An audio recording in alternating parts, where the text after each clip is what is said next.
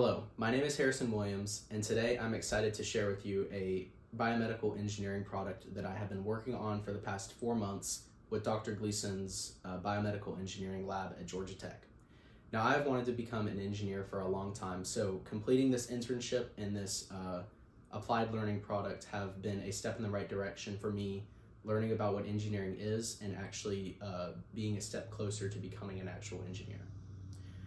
Through this internship at Georgia Tech, I've been assigned to work on a product that focuses on early, cheap diagnosis that is also non-invasive for patients to identify preeclampsia, and I've also done research on other pregnancy-related illnesses and obstructions. The focus of this product is to determine preeclampsia from an early stage, preferably within the first trimester of pregnant women in Ethiopia where resources are low and access to imaging technology such as ultrasounds, which is the traditional way of determining preeclampsia, are not readily available to all residents in the area. So this internship really started before the actual designated time period through the STEM program. I began my time working with Dr. Gleason back in the summer of 2024 through the fall of 2024. And I was data logging and inputting values and numbers from preeclampsia patients from these rural areas in Ethiopia. I was inputting values such as systolic, diastolic pressures, heart rates, waveform data, and also main arterial pressure data. Now, the entire purpose of this data logging sequence was to get a general idea of a blood pressure waveform difference between a patient that is highly likely to develop preeclampsia versus one that is not likely to develop preeclampsia. Using an Arduino-based system, this device aims to capture real-time blood pressure waveform data from the thigh.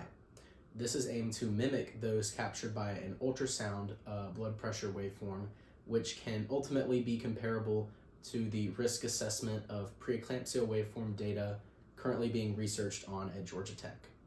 While research at Georgia Tech is ongoing, a correlation is being uncovered through current research.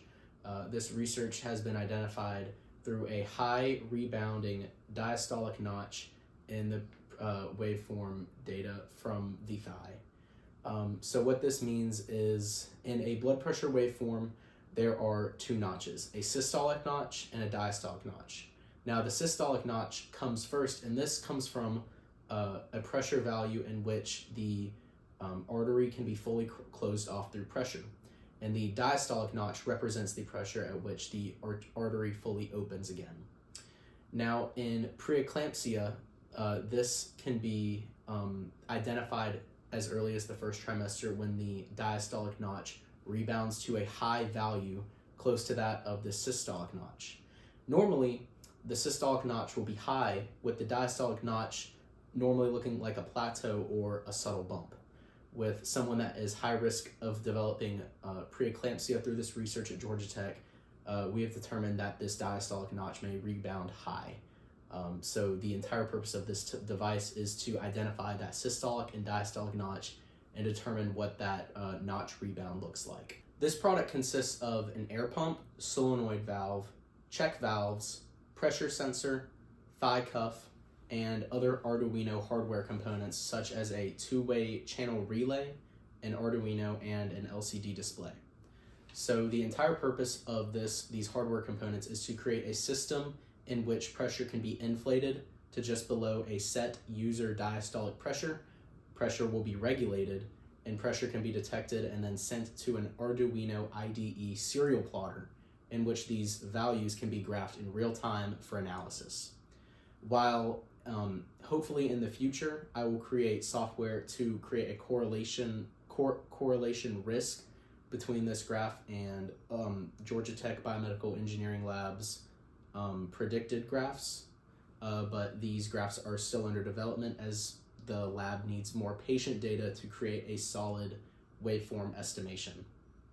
As previously stated, this device operates solely off of Arduino logic. The hardware components a part of this pressure system include the air pump, check valve, solenoid valve, and pressure sensor. The primary purpose of the air pump is to inflate the pressure system to the desired pressure. The check valve is primarily purposed to prevent backflow air through the air pump. The solenoid valve's primary purpose is to release air after the operation, and the pressure sensor is the most important hardware because it sends raw pressure data to the Arduino IDE for graphing. To use this pressure device, you will start by pressing this button right here below the green light. This will allow you to set the diastolic pressure visible on the LCD display. Ideally, you would like to identify the user's femoral artery diastolic pressure using an external device, as this one does not determine systolic and diastolic pressure. Once you have determined that diastolic pressure, you will use this pressure control knob to adjust the diastolic pressure. Once you have adjusted it to the correct diastolic pressure, you press down on the knob, and this begins the operation. To cease the operation, you will press this red button here to deflate the cuff. I currently have the device hooked up to my right thigh, and as you can see, it is plotting my blood pressure waveform devices. Since this device is still in prototype, every so often it will inflate the cuff back to the operating pressure because there is a small air leak, as this prototype does not use medical grade air seals. But as you can see from these diastolic waves, you can see the systolic notch is the higher of the two notches, and then directly after the systolic notch is a small plateau. That is the diastolic notch.